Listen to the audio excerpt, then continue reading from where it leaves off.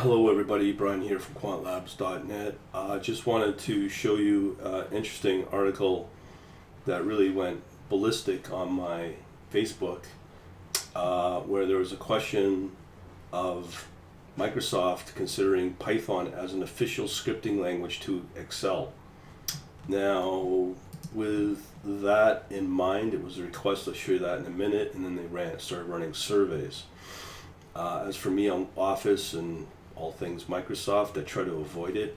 Let me just show you some of the comments which can be a segue into my next topic here. You can see here I'm using a product here called Office or LibreOffice, which is free and true open source. I mean, it's not exactly the best solution, but it works really well for just basic stuff. So it includes your spreadsheet, not quite as sophisticated as Excel, some presentation, but I can use some of the Apple software for that. Data, all this, all I care about is really, if anything, is a spreadsheet. And but it does, it's okay, it's not great. Anyways, so that also runs on all the operating systems, Microsoft, Windows, Linux, as well as Mac. So going back to the topic of this scripting, I do get some, we'll call it odd comments. The first one was now a effing news.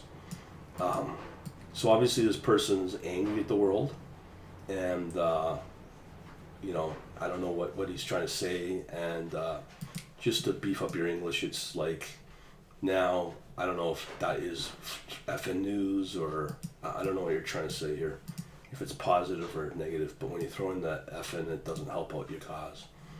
Anyways, the next comment was, which is very valid, why would you use Python in Excel when you can use just Python? The mind boggles sometimes. This is true, because with Python, I've always made a prediction that instead of us needing to know Excel itself, or even any of the Office stuff, I think over time, especially for Excel and data analysis with data science and big data and all that taken over, what I see happening is, with programming becoming more important in the world, I could eventually see Python taking over something like Excel, and that will be a basic requirement if you take on Office jobs, because a lot of the Office jobs now are just analysis, no different than quantitative or trading needs. I mean, it's on a simpler level, but I could see Python itself doing its own thing, where you don't really need Excel. You can do a lot of stuff with Python, not needing Excel, and I definitely agree with this. But again, Excel's for non-programmers. But I think over time there will be an expectation to know Python in any sort of analysis type of job that involves today's world of Excel spreadsheets. But who am I, right? Anyways, let's go back to the browser here. So as it says here, this was started by a feature request. So basically what happened was, this person, I guess, on one of Microsoft's websites, simple request came in November 4th, 2015. No more VBA. They wanted to do something like Python. 3,828 votes, over 200 comments apparently. A lot of people supporting the ideas. So what does Microsoft say? Thanks for your continued passion around this topic. I don't know when the date. So, okay, so this came out November 4th. Now it's December 14th, 2017. And they finally figured out that maybe, just maybe, they need to maybe consider this, because, well, hey, they got over nearly 4,000 votes. This is typical Microsoft. It takes them 2 years to figure it out. Okay, so now let's do a survey. We'd like to take more information to help gather, understand the needs around Excel and Python integration. To help us with this, can you please complete the survey below? Okay, here's a survey. So they ask where you're from, what kind of company you're with, your industry, your needs. fair enough. And I'm sure they're getting lots of votes on that. And when I looked at my posting, there seems to be a pretty popular option. And they ask about other programming languages as well. I think Python they could probably get away with, but not many people will be picking VBA.